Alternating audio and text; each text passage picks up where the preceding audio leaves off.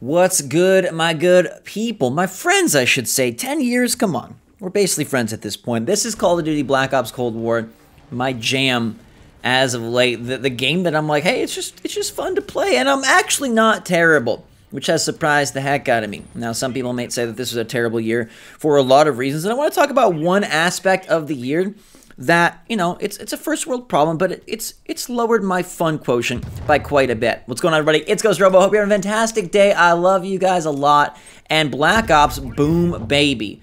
We got them cold with the first blood. So we start off hot, and we're going to power our way towards a pretty good round on satellite. I'm just so ready for more maps. Like, that's the main thing I want. Can the full game come out so there can be more maps? Also, I would love for it to look really pretty on PS5 and Xbox Series X. Now, I am not the best, so there's going to be mistakes, but I promise you, my KDR is pretty darn sexy in this round.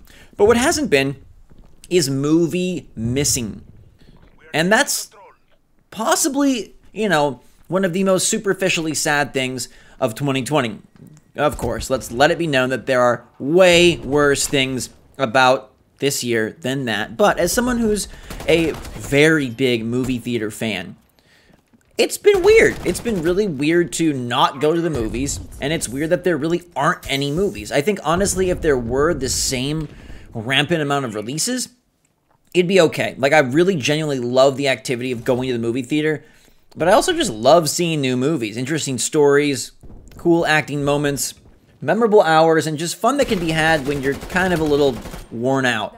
I find myself not wanting to do that much late at night anymore. I used to record videos till all hours, right? I used to make videos till 10, 11, 12, 1, 2, and I've tried this new thing, probably the last, I don't know, 5 months, where once dinner time hits, I stop. Now, I have a little flexibility with my dinner time because I'm me, and so, you know, that might be 7 o'clock, 8 o'clock, 9 o'clock, but beyond that, I try not to really work on the stuff, and I found that it's been a lot healthier for me, a lot less frustrating to establish some sort of mark, some sort of line in the sand where I say I'm not on the clock constantly.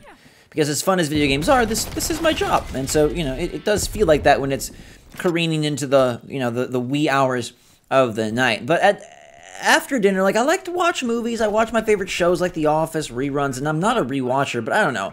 It's getting cold, and movies are just something that especially my family enjoys. And there really aren't any. I mean, I know Tenet tried to hit theaters, and it ended up making a pretty penny. I've heard it's not the greatest. I refuse to go to a movie theater. I don't think it's a very safe or responsible thing. It's also not a necessity, so there's no part of me that needs to do it.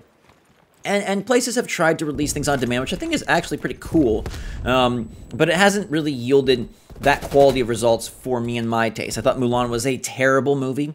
I've thought all of the Disney live-action titles were pretty okay, or, you know, below average, but I thought Mulan was straight up terrible. I think they butchered the original animated film, and I think they delivered a really bad movie. That being said, I'm incredibly excited for Soul to hit Disney Plus on December 25th for multiple reasons. One, I'm a huge Pixar fan.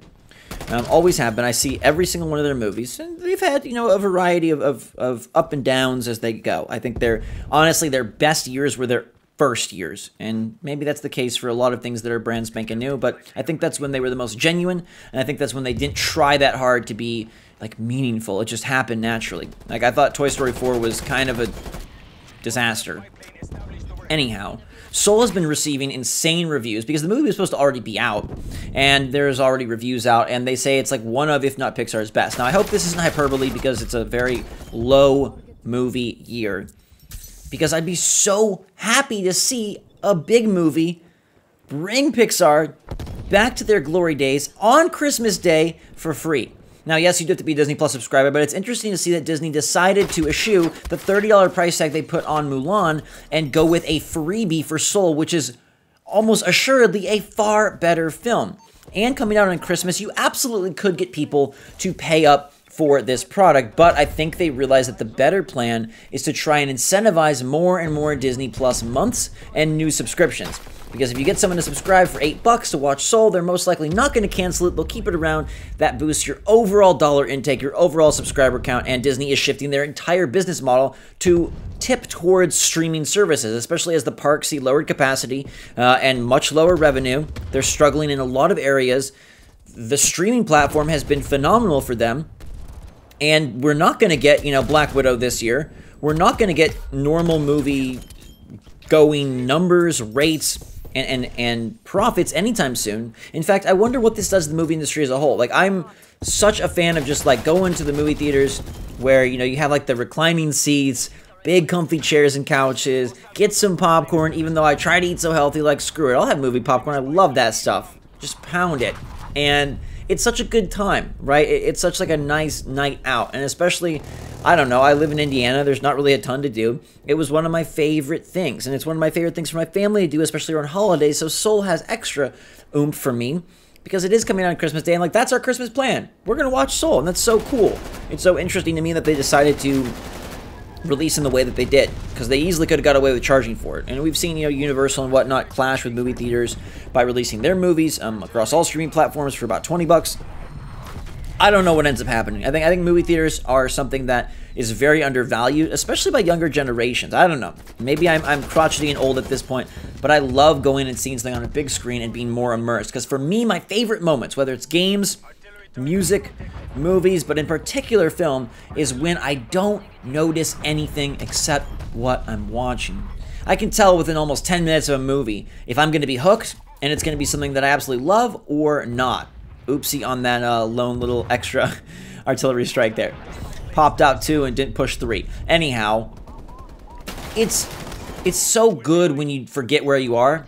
It's so good when you get lost in the sauce of the movie, basically, and you're just interested in what's happening. You're believing in the characters in the world, and you're kind of hypnotized in a way, and those 2 hours just pass. As soon as I become aware of the time, how long have I been there, what's going on, people around me, it's like, okay, this movie has lost its hold on me. It's probably not going to be one of my favorites. I love favorites. I love things being awesome. I love things that I can say, you know what, this was my favorite of the year, my favorite of the month, or my favorite of the decade. And I feel like that's very few and far between, and the older I get and the more we progress through society, it feels like quality is kind of on the decline, but there still are those moments, and movie theaters enhance that for me tremendously. So it's been a bummer. I try to think of like the good movies I've seen this year, and almost all of them were pictures that I missed last year. So things like Marriage Story I really enjoyed, Parasite really enjoyed, did not enjoy The Joker, holy cow. That's honestly one of my least favorite nights of the year, and one of my least favorite movie experiences I've had. But there hasn't been really a ton else. I'd love to see Tenet. I'm sure it'll hit streaming services before the end of the year, and I would like to see that, although I've heard it's quite convoluted. Have you guys seen any good movies this year? Do you have anything you'd recommend? Is there anything that you'd be willing to go to a theater for, or are you just kind of sitting the year out like me? I mean, I think that's probably the smarter, more responsible thing. Mask up and just watch it at home. And I hope that Soul delivers. I hope that it's able to be one of Pixar's best.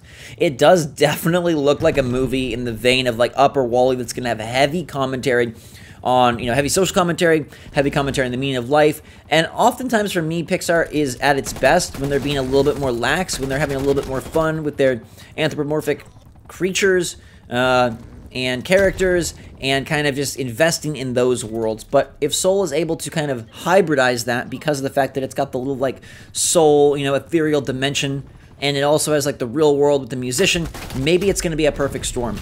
And I hope that there's some other interesting movies that kind of sneak their way out. I really have enjoyed watching a few documentaries this year. The McDonald's McMillions documentary was fantastic. I love that a lot. The Imagineering Story documentary on Disney Plus was also amazing.